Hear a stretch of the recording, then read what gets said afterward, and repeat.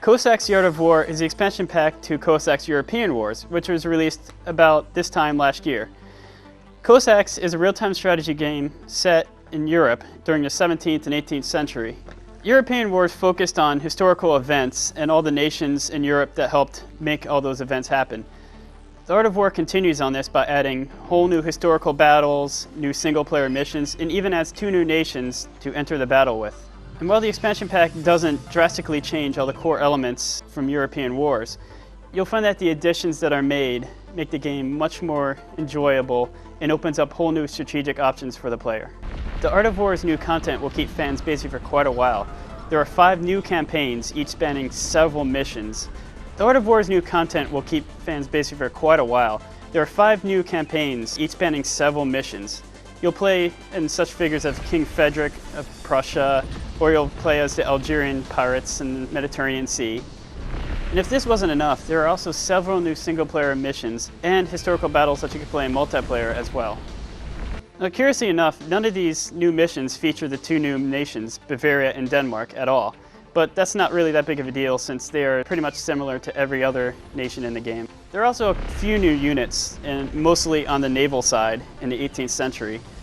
And they are quite important because you'll find that a map that has a lot of water, you're going to want to dominate the seas, or else you'll have these huge ship of the lines just pummeling your base and all your units and make life real difficult. When you start a new battle, you're going to find that you have a whole set of new options you can choose from. First of all, when you do a campaign, you can actually select from 4 different levels of difficulty now, which will make it much easier for those who are new to the game and also give the more experienced players a challenge as opposed to just skipping the campaign because they're too easy. There are even more options when you're starting a random map. You can choose to start with an extensive army, or you can start to have cannons, or you can even just start with a swarm of peasants that will help you build your base much quicker. And a more interesting feature for single-player random maps is that you can now start with the computers on your team, and computers can be allied against you. So this means that now if you want to play a huge battle on a map, that you don't have 7 computer opponents just beating down on you and destroying you real quick. Once you're actually in the game, you're going to find that there are a lot of gameplay improvements and tweaks. The most drastic change is the fact that each artillery depot can only build 5 cannons at any given point. And since if you want to build a 2nd artillery depot and then a 3rd and a 4th, the cost gets exponentially higher, you're going to find that you're going to have a limited amount of cannons on the battlefield because of this. It's good for the gameplay because players would be scared to send their huge armies out in front of a big battery of cannons because they'd all die and leave you defenseless.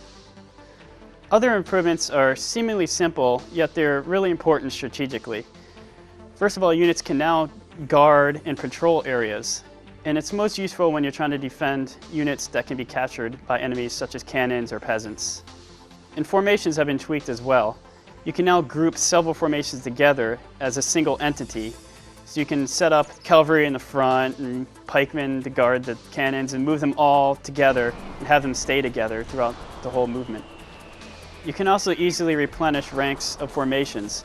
Previously, you'd have to disband the formation and then reform it, but now you can just click a single button and any extra pikemen that will be around will join the ranks of a pikeman group. One thing the expansion pack does not touch on are the graphics and sound. The sound is real disappointing because there are no unit acknowledgements. It'd be real nice because there are so many different countries, and if they all answered in their own native language and tongue, it'd sound really cool. Some AI issues weren't addressed either. The computer players are unbelievably efficient at building their towns and creating armies. And teaming up with a computer player will make you realize just how cheap they are setting up their base and building up their army. And also when you try and capture enemy cannons and buildings, they'll still destroy most of them right as you're about to capture it. The Art of War may not introduce a whole new game to Cossacks, but that's not necessarily a bad thing. Cossacks is a very good real-time strategy game. The gameplay elements are very solid, the controls are really easy to use, and the developer was wise not to change this. The new campaigns and missions will keep you playing for a very long time, and even if you happen to finish those, the new choices in the random map offer a near limitless gameplay variety for gamers of any skill. And for a price of only $19.99, this expansion pack is perfect for anyone who owns Cossacks, or it's a good reason to go out and buy the original game.